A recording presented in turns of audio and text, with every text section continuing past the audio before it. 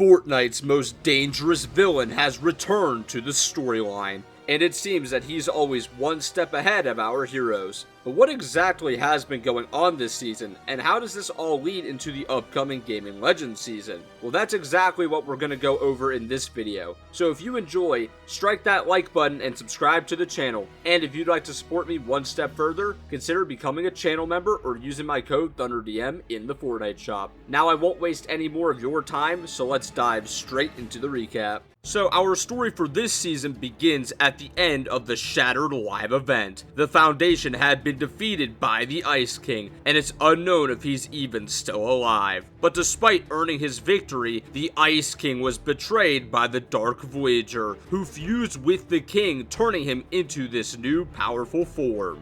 Dark Voyager then enacted his plan of reassembling the 0 Point, but that was when the Looper was given one final gift from the Ice King, his Infinity Blade, which they used to cut the Dark Harvester in two, resulting in the 0 Point now becoming unstable, and the Golden Coast had been transformed into the Shattered Coast. We then cut to Jones and the Visitor seeing that their mission had failed, when Jones realized their enemy was always one step ahead. But before he had any more time to think, the Dark Voyager showed up and the Visitor shot Jones and revealed that not only was he the traitor, but ever since he reappeared in Season 4 OG, this was never actually the Visitor, but Fortnite's main antagonist, Geno, in disguise. Geno then revealed to Jones that the Seven may still be useful to his plans, unlike him, and that's when Geno kicked Jones off a cliffside, thinking he had sent Jones to his death. Which is where this season's storyline picks up. So if you're wondering why Hope and the Order were nowhere to be found during the Shattered event, that was because before the battle began, the Foundation had asked them to stay behind in case anything went wrong. And it was fortunate that they did, otherwise Hope would not have found Jones, who had miraculously survived the attack. Hope then rushed Jones back to the Sanctuary and hooked him up to this Star Wars looking Bacta tank in order to stabilize him. But while she was able to save Jones's life, he is still in a coma, which has devastated Hope. Which makes sense, as Jones is the most important person in Hope's life. These two have been together since they met in Chapter 5 Season 1. Plus, Jones is more than a mentor to Hope. He's her father figure. And for the first time since her introduction, Hope is going to have to face an enemy without him. But she's not alone. Not only does she still have the Order by her side, but this season they're forced to team up with two former members of the Imagined Order,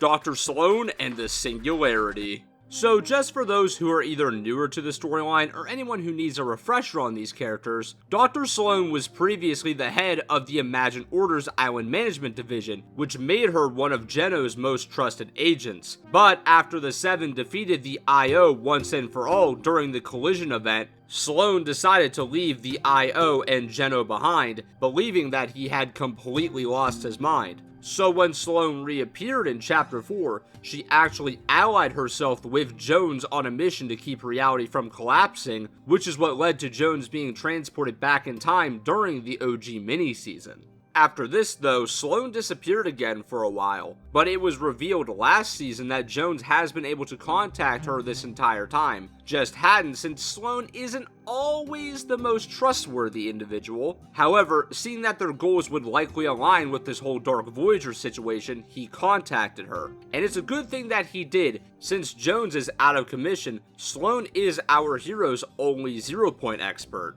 The 0 Point is destabilized. The Seven are restless, and we're facing unimaginable odds. Jones said nobody knows the 0 Point like you. He's not wrong. You need me. We do. Very much.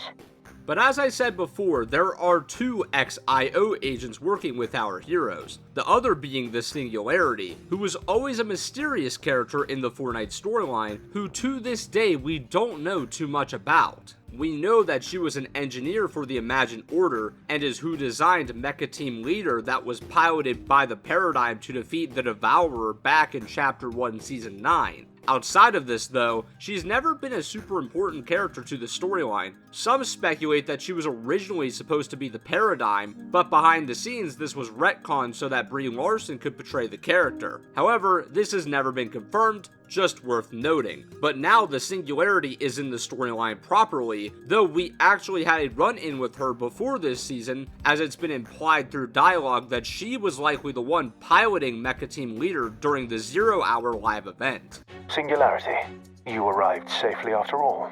I was en route to help with your little operation when my mech was sabotaged. You got something you want to say?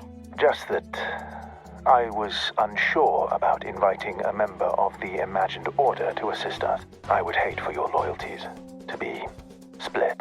Trust me, I carry no love and no loyalty to the Imagined Order. They buried themselves under Geno's hubris. I've moved on. I see. That is good to know. So it would seem that somehow Geno was able to sabotage the mech so that it would arrive late. Now why exactly he's been gathering his ex-employees to this island still hasn't been revealed, but knowing how Geno operates, he likely has a reason for this. Which reminds me, some of you who haven't followed the storyline for a while are likely wondering who Geno even is. So Geno was once the head of the Imagined Order, who was always obsessed with turning Reality Zero into his dream utopia. He convinced others into joining the IO, making them believe they were doing important work to create a better reality, while Geno was actually carving his path to becoming the ruler of the Omniverse. On top of this, Geno had actually had 2 children, who we know as the Imagined and the Order, who stood alongside the other 7 members and all of their allies in one ultimate battle against Geno, where he was ultimately defeated by the Imagined, who sacrificed her life in order to take out her father. But somehow Geno survived, and has now been working alongside the mysterious Dark Voyager this entire chapter. And that will do it for all of the background info going into this story. So going forwards, we can focus entirely on what's been happening this season. Our heroes are in complete disarray after their mission to stop the Dark Voyager failed, and now the Order is being forced to work alongside 2 characters that not too long ago were her enemies, which isn't sitting quite right with her. 1 ex-IO agent I get, but 2? Are we friends, then? Look, we don't always see eye to eye, but I trust you to have my back, Fizz. Well, I am happy to have your confidence and your trust. I know you do not give either lightly. Yeesh. You think she's upset about these 2? Wait till she finds out about who's actually hiding under that helmet. And speaking of that, it would seem that Geno may not be able to keep up his disguise for as long as he had planned, as Hope's visions are starting to return and are seemingly leading her to uncovering the Visitor's true identity. Someone who has ties to the IO is the key to all of this. Sloan? Singularity? The Order? Or is it someone else? Jones and I used to grab pizza when working late. Whoever hurt Jones, they're the answer to all of this. Jones saw something important. One of our allies knows the truth. Someone has betrayed us.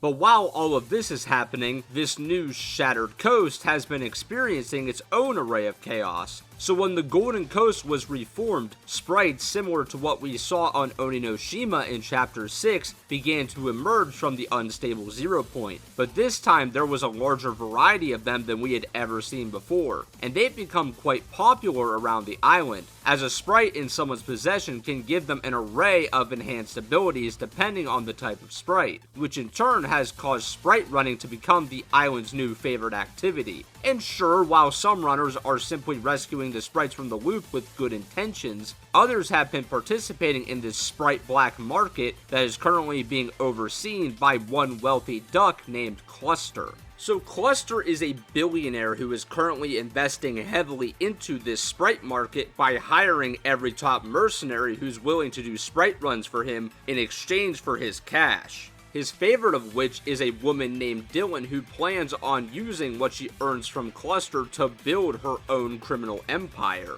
But what's more interesting is that Cluster has struck a deal with the elites, who have severed their ties with the Seven after they were defeated by the Ice King. Now Zadie has made a deal with Cluster to get funding for the elites, but it would appear that she has Jules and Daigo being the ones doing all the dirty work for him, which Daigo is not the biggest fan of. Then again, Daigo seemingly has beef with everyone around here, especially Hope. These two do not like each other at all. Though Daigo has seemingly taken an interest in jewels, must say, interesting technique here, not gonna lie. As a professional jewel simp, I feel there are better methods. Anyways, speaking of Jules, for anyone wondering, Jules is still very much alive, though we're not quite sure what happened with her whole rivalry last season, but seeing those weapons she was making, I don't think Dasha met a very pleasant end.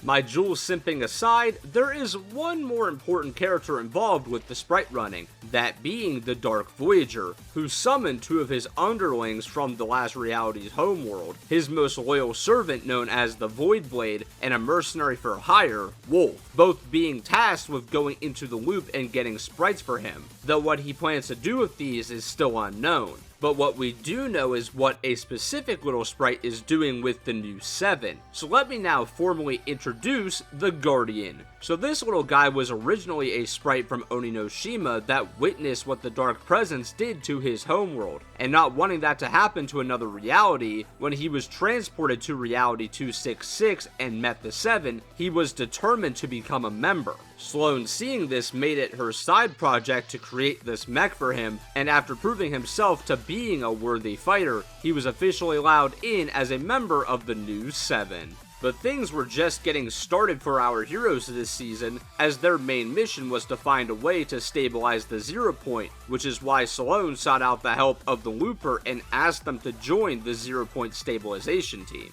Looper, you're on comms with the 0 point stabilization team. You'll be our eyes and hands out in the field. Tread carefully. All of reality ends if we fail. Ah yes, that old chestnut. Too bad that it's true every time. I'll focus on the overall construction of the stabilizer itself. Singularity, you're on making an autonomous AI software to run the machine. Why not employ the 7's own Amy to run the stabilizer? I wouldn't trust Amy to make me a coffee. It'd be great coffee, but she'd write insults in the foam. How does this compare to your previous Collider project, Dr. Sloane? Stop picking fights, visitor. It's a valid query. It's a lot of the same theory, but in reverse. The Collider would have destroyed an island. This will save one. We're lucky to have you, it seems. This isn't working. We need some out-of-the-box ideas. Anyone? Why make a new software when we can just upgrade the shape? The Dark Voyager controls that part of the island. Let me take care of that. All right, let's get experimental. Looper, hold for now. We'll be in touch. So our hero's stabilization mission was underway, though it would seem there's some tension in the lab. Regardless, the Singularity has a plan in mind, though she needed to test the Looper's skills before enacting it. Alright, Looper. Time to get it done.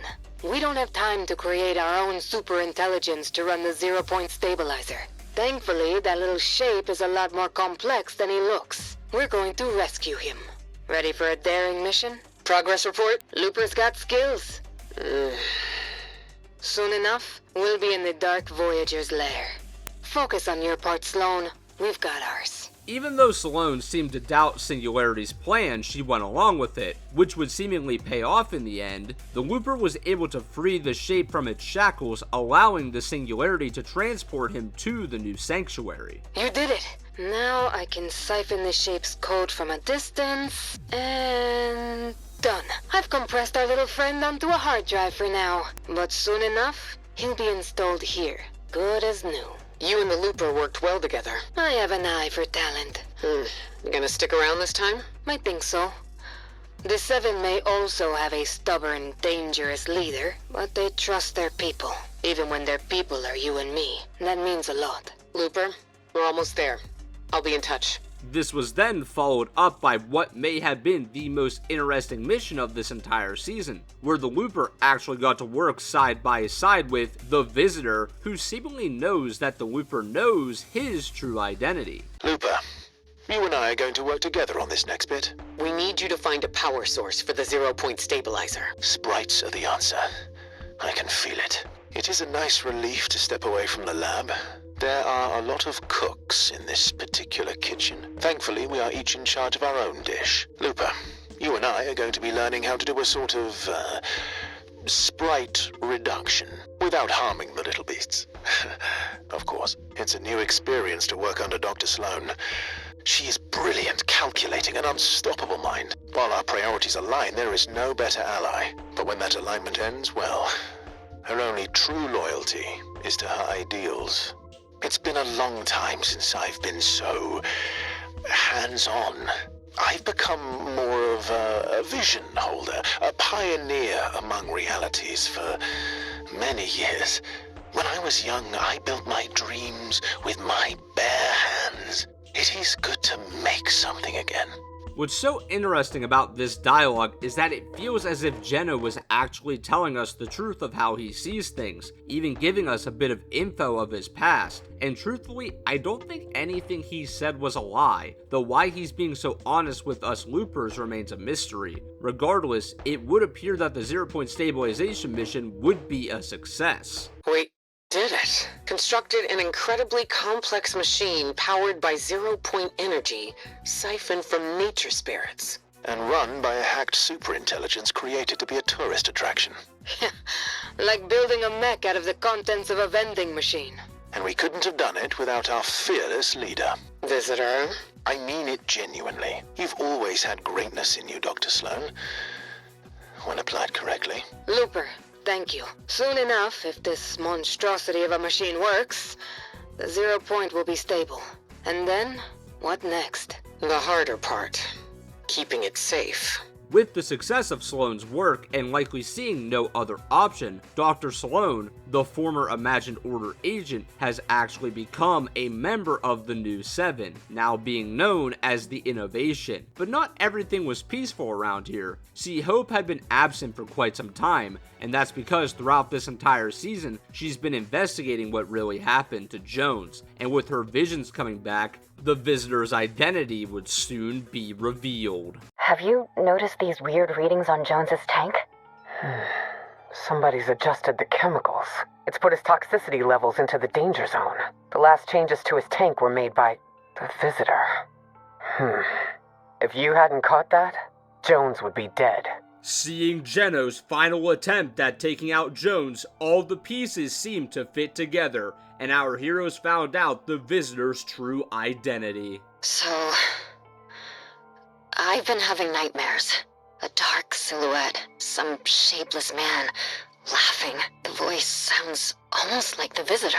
It must be him, Geno, and I don't think we can face him without Jones. Our theory was correct. That's not the visitor. It's my father, Geno. He was supposed to be dead. My sister died for nothing. We need to focus on what happens next. He wants the 0-point. He's just waiting for us to stabilize it for him. So we choose between doing his dirty work or letting the 0-point destroy everything. Now look, I absolutely love the fact that we got so much voice acting in the later half of this season's story, but I have to say, how exactly did Hope put that together? Sloan and the Order I get, but Hope has never met Geno prior to this. My only real issue I have with the story is that all of these dialogues should have just been one cutscene, where Hope makes this painting and then one of the others says she painted Geno. I honestly think the moment would have hit harder then. But hey, at least we got some amazing voice acting out of this. Just take a listen to the Order's reaction. My father, Geno, is back. After all this time, he always wanted perfect control. And until he gets it, he's tormenting us, provoking Foundation, hurting Jones, stoking distrust between our allies. We've been feeling hopeless because he wants us to. He likes taking everything away until he's the only answer left. But I'm not letting my father win. I'll give everything to make sure that doesn't happen. Now that our heroes have discovered Geno, they've started looking into ways that they may be able to both stop his plans and wake up Jones. So Hope and Sloan have both split up into their own investigations to see what they can uncover. The more we investigate, the more convinced I am. The sprites are the key to restoring Jones. I need access to the visitor's research on the sprites. He used them to power the 0-point stabilizer. I need to know how. I need to understand the connection between the sprites and the 0-point. I can feel it in my gut. That's the key. Wow. The sprites are made from the same stuff as the 0-point. Did they come from the 0-point when it reformed? I think they want to help Jones. If I'm right, Sloan can use this to wake Jones up. Looper, I'm working through the research Hope stole from Geno's lab. These sprites aren't just creepy looking. They, how to put it, don't exist. Or sometimes exist. Or exist more than everything else. The scientist would have had a field day experimenting on these things. The visitor called them existentially malleable. I thought he was just being poetic. Whatever's keeping Jones in nap time mode is outside of my expertise. And my expertise is everything. So you'll need a miracle to wake him up at this point. Thankfully, these sprites might be our answer to that. Jones's vitals improve every time we bring a sprite near his tank. Ew, why? They're so gross. Something in his system is responding to them, or to the 0-point energy in them. Let's hope these things can help get him back up on his feet. We have enthusiastic consent from these little weirdos to borrow some of their, essence. You can understand them?